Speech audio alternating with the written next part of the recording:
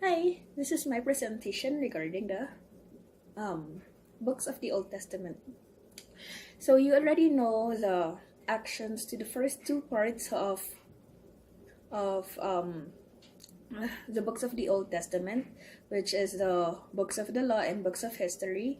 So I'll briefly go through that again. I may have changed some things just for the sake of uniformity, and I will explain that when I get to it. And then I will move on um, to the actions and explanations regarding the third, fourth, and fifth parts of the books of the Old Testament. All right. Part one, books of the law: Genesis, Exodus, Leviticus, Numbers, Deuteronomy.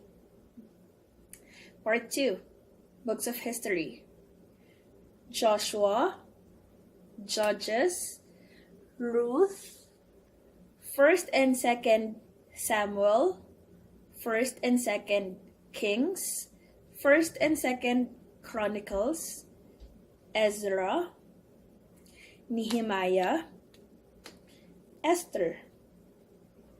Now, I'm just going to zoom in so that you can see Samuel, Kings, and Chronicles.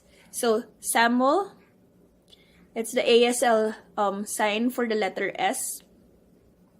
Kings and Chronicles. There you go. All right, moving on to part 3.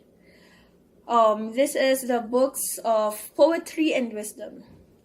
So Job is a sad book. That's why we do this. Job, Psalms. It's a book about songs. Proverbs are books of wisdom we put in our minds. Ecclesiastes talks about life without God. And then Song of Solomon's. So we make the heart. Moving on, part 4 for major prophets.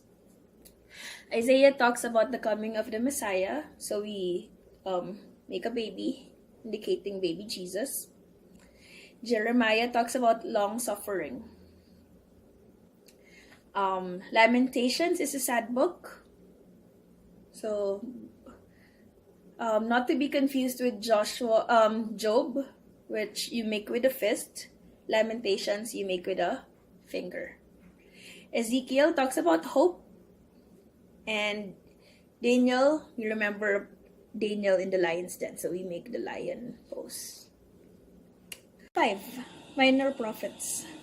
We start with Hosea. So God is faithful even when we are not. Joel talks about redemption. So we make a U-turn. But this is also the ASL symbol for the letter J.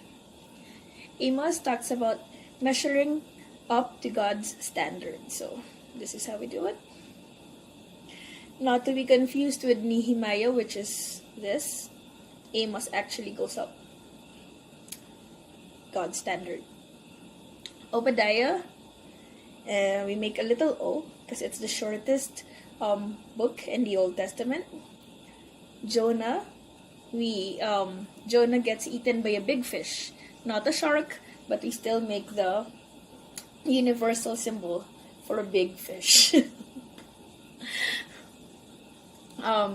Micah talks about mercy. Nahum talks about a place called Nineveh falling under God's judgment. So we fall and put our hands on our knees. Habakkuk talks about God being in control. So we put our hands over our eyes and let God control, leave the control to God. Zephaniah talks about judgment. So, and then Haggai talks about putting God first. There. And Zechariah talks about encouraging the people to rebuild the temple. And lastly, but not the least, Malachi talks about preparing the way for Jesus. That's it for the Old Testament.